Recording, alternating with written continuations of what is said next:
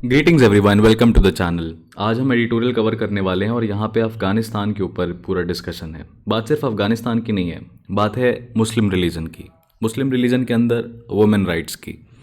तो इसलिए जो ये एडिटोरियल है ये हमें हेल्प करेगा आंसर राइटिंग में, आंसर बिल्डअप में, साथ में ही हमको हेल्प करेगा एसेज में भी। इसका ज़्यादा रेलेवेंस तो मुझे एसेज के लिए समझ में आता है दोस्त, क्योंकि हम इस एडिटोरियल में डिस्कस करेंगे कि तालिबान की क्या दिक्कतें हैं, वुमेन को किस तरह के चैलेंजेस फेस करने पड़ रहे हैं, एस्पेक्ट्स क्या हैं। तालिबान में ने तो मतलब हद कर दी है, महिलाओं को तो वहाँ पे कपड़े पहनने की भी अपनी मर्जी से आज़ादी नहीं है, वो जो चाहें वो नहीं कर सकती, वो स्कूल में पढ़ नहीं सकती, वो अपने करियर को नहीं चूज़ कर सकती। इनफैक्ट उनके बेसिक चीज़ें भी कि किसके साथ उनको रहना है, ये वाली फ्रीडम भी उनके पास नहीं है। और पब्लिक में ह्यूमिलेट किया जाता है, सारी पनिशमेंट पब्लिकली दी जाती है। तो बहुत बहुत गंद मच रखी है तालिबान के द्वारा। तो अब एक बड़ा इंटरेस्टिंग चीज़ यहाँ पे है कि इस तालिबान क्लर्गीमैन के विचारधाराएं क्या हैं। आखिरकार ऐसा जो महिलाओं के साथ हो रहा है अफगानिस्तान में, वो सिर्फ तालिबान में हो रहा है या पूरी दुनिया में जितने भी मुस्लिम रिलीजन वाली कंट्रीज़ हैं वहाँ पे ऐसी विचारधारा है? क्यों नहीं सारी कंट्रीज़, इस्लामिक कंट्रीज़ में ये चीज़ें देखने को मिलती हैं और सिर्फ अफगानिस्तान में ऐसा हो रहा है? तो इसके ऊपर भी बात करेंगे, इस्लामिक थियोलॉजी पे बात करेंगे। दो चीज़ें हमें सुनने में आती हैं, एक हादित आती है, हादित यानी प्रॉफिट मोहम्मद ने जो चीज़ें कही हैं वो हादित है, और दूसरी तरफ कुरान, ठीक है, जो कि होली बुक है। और कुरान में जो कहा गया है और हादित में जो कहा जाता है कि ऐसा प्रॉफिट मोहम्मद ने कहा था, उसमें ज़मीन आसमान का अंतर है।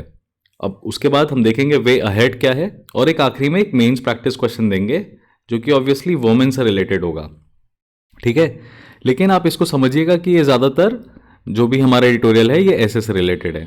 अब जो एडिटोरियल है वो फाइजुर रहमान जी के द्वारा लिखा गया है। ये सेक्रेटरी जनरल है Islamic forum for promotion of moderate thought. तो एक मुस्लिम से अपने रिलीजन के ऊपर जब क्वेश्चन आ रहा है तो ऑब्वियसली इनकी इस बातों में दम होगा, ठीक है। तो अब हम इसको थोड़ा डिटेल में समझने की कोशिश करते हैं। सबसे पहले तो वुमेन राइट्स जो हैं वो अफगानिस्तान में सब्जुगेशन हो रहा है, यानी दबाए जा रहे हैं। They are being strongly subjugated. किन किन एस्पेक्ट्स में? फ्रीडम ऑफ चॉइसेस नहीं है, their physical attire, their career and their education. और बात प्राइमरीली हो रही है एजुकेशन की, क्योंकि एजुकेशन आज के टाइम में मॉडर्न डे वर्ल्ड में बहुत इंपॉर्टेंट है। और एजुकेशन में आप ऑब्वियसली साइंस पढ़ते हैं, ऑब्वियसली आप मैथ्स पढ़ते हैं, और आप बेसिक चीज़ें जिसको आप कहते हो सोशल साइंसेस, इनको हम एजुकेशन का पार्ट मानते हैं। रिलीजियस टीचिंग को अगर आप लेके चलेंगे, if you will consider religious teaching, तो religious teaching is not a part of modern day education, बिल्कुल भी नहीं। इनके जो कॉन्सेप्ट है तालिबान के, वो जेंडर इक्वालिटी के सिनोनिमस नहीं है। जेंडर इक्वालिटी की खाई है ये बेसिकली। ये कहते हैं कि महिलाओं को नवंबर 2022 में women were banned from visiting parks and gymnasiums. ये कोई बात हुई? उसी महीने, उसी के अगले महीने में 27 अफगानिस्तानी लोगों को, जिसमें महिलाएं भी शामिल थीं, उनको पब्लिकली बीट किया गया for offences ranging from sodomy, deception, forgery, debauchery. ये पहला पब्लिक एग्जीक्यूशन था तालिबान का, which was carried on the same month. और दिसंबर 20 में इन्होंने एक डिसीजन लिया जहां पे women were completely banned from accessing any educational institutions in the name of women's honour. बड़ी अजीब बात है। मिनिस्टर ऑफ हायर एजुकेशन जो वहाँ के हैं, नेदा मोहम्मद नादीम, अफगानिस्तान के, कहते हैं कि लड़कियों को एजुकेशन इसलिए नहीं दे रहे हैं क्योंकि वो ऐसी जगह पे एजुकेशन लेती हैं, इन सब्जेक्ट्स को पढ़ती हैं जो अफगानिस्तान और इस्लाम के ऑनर के अगेंस्ट हैं। एग्रीकल्चर और इंजीनियरिंग को तालिबान अपने ऑनर के अगेंस्ट मानता है। ये कितना जस्टिफाइड है, कैसे जस्टिफाइड है?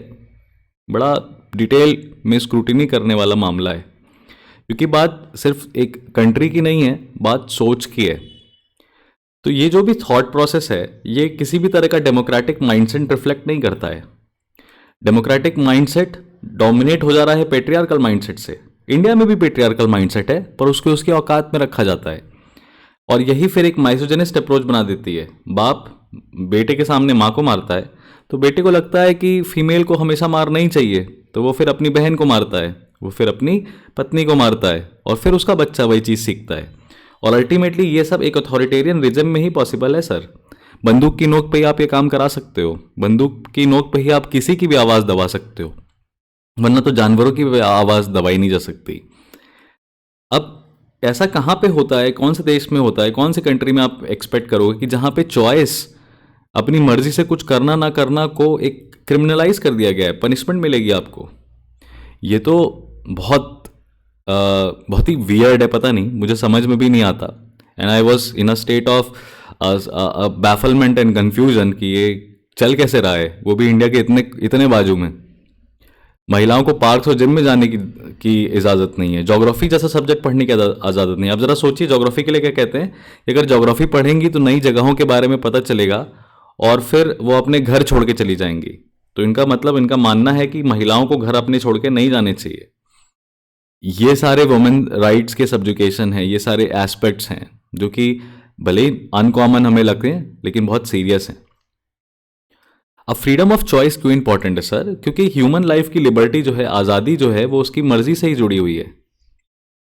आप चॉइस और लिबर्टी को अलग नहीं कर सकते। हमारे कॉन्स्टिट्यूशन में तो आर्टिकल 19 को, आर्टिकल 14 को और आर्टिकल 21 को, इन तीनों आर्टिकल को, इक्वालिटी बिफोर लॉ, फ्रीडम्स और right to life and liberty को गोल्डन ट्राइंगल बोला गया है।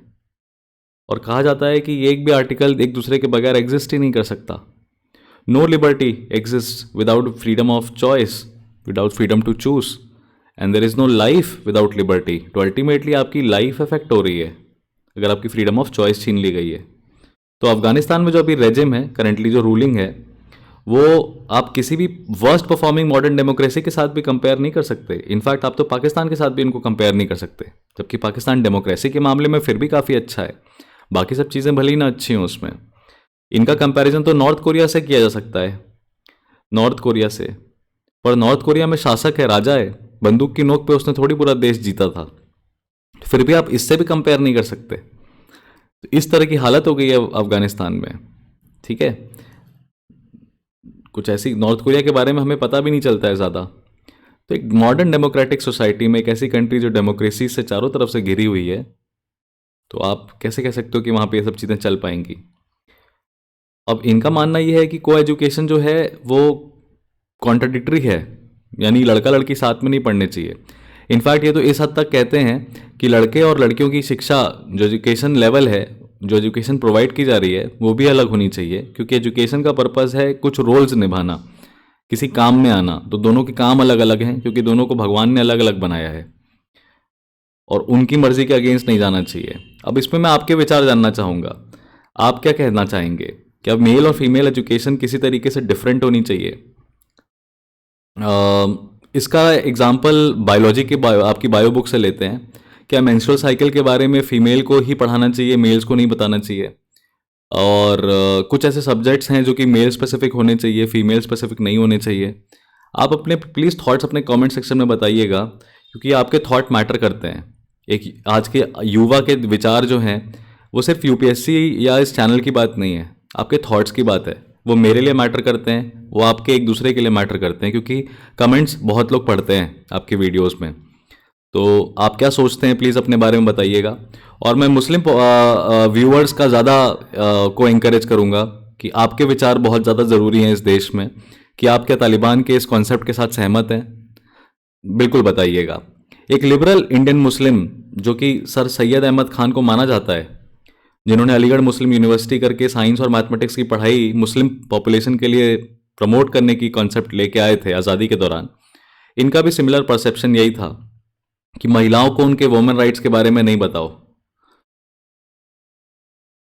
ठीक है, बड़ी अजीब सी बात है ये। And it was quite shocking for me to also read something about sir Syed Ahmad Khan from a Muslim himself. अब वे अहेड क्या है, सोल्यूशंस क्या है इसके?